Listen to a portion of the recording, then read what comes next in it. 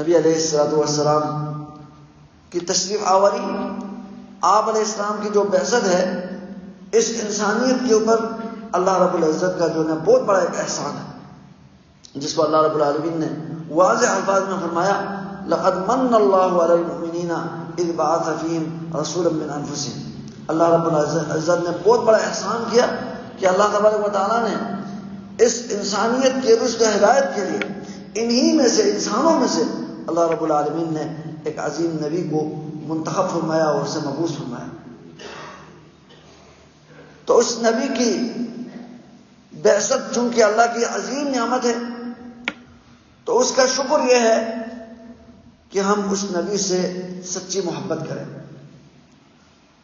آپ علیہ السلام کی محبت کو تمام محبتوں کے اوپر غالب رکھیں، تمام محبتوں سے آگے رکھیں۔ اس کا بیان ہوا تھا، یہ اس لیے کیونکہ ہمارے نبی علیہ السلام ہم سے، امتیوں سے بہت زیادہ چاہنے والے تھے۔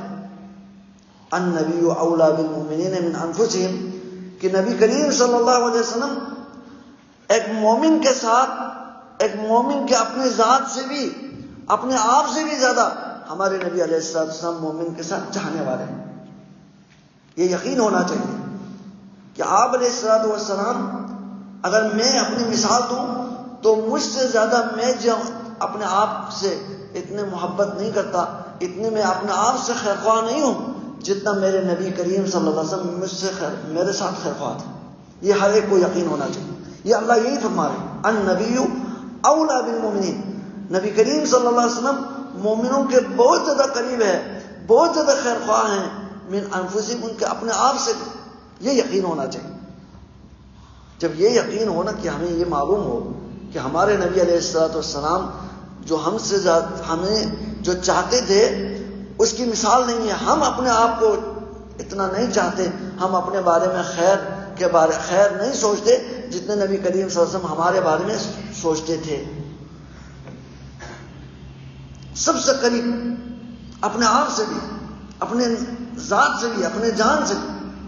جب اس مقام پہ پہنچیں گے تو اس کے بعد اب ہمیں جو کرنا ہے وہ یہ ہے کہ جو آپ علیہ السلام ہم اپنے آپ سے بھی زیادہ آپ ہمیں چاہتے تھے، تو ہمیں بھی چاہیے کہ ہم آپ علیہ السلام کے ساتھ محبت اس طرح کریں کہ ہم اپنے آپ سے بھی زیادہ آپ سے محبت کریں۔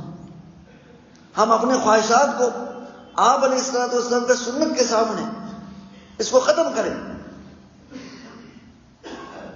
جب تک تمام مخلوق سے بلکہ اپنے آپ سے بھی زیادہ ہم اللہ کے نبی علیہ السلام سے محبت نہیں کریں گے، اس وقت تک ہمارے ایمان مکمل نہیں ہوگا۔ یہ آپ علیہ السلام نے واضح انداز میں فرمایا۔